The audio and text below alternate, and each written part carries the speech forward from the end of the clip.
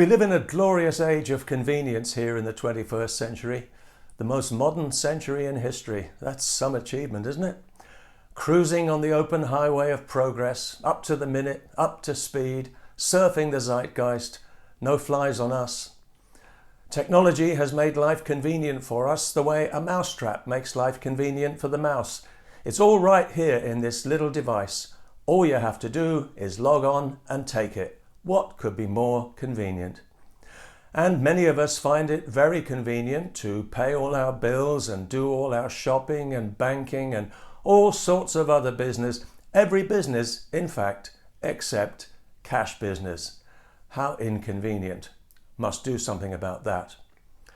Social media makes it convenient to communicate with the world at will, passing instant public judgment on an endless parade of life's trivialities, thumbs up, thumbs down, all day, every day, and all it's costing us is our privacy and freedom forever. No flies on us. How different it was back in the old days, in those bad old yesteryears of yore.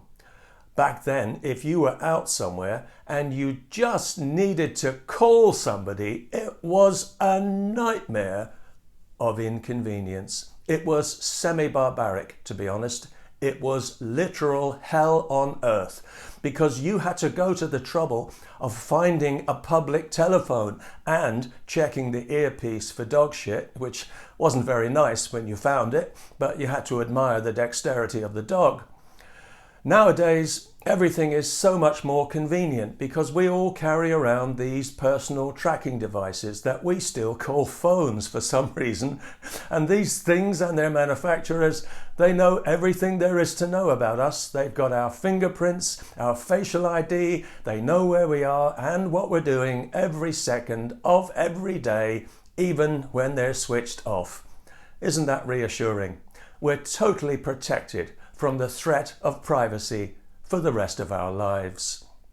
And yes, admittedly, there is a risk that these devices will be exploited by unscrupulous politicians to corral and control us like sheep in a pen as it becomes more and more convenient to run every aspect of our lives through them.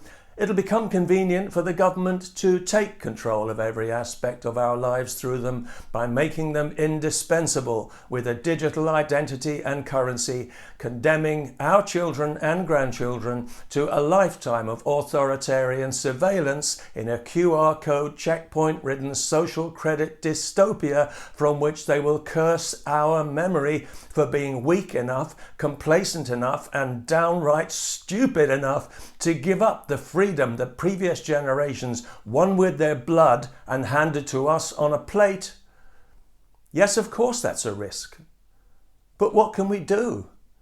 It's just so convenient.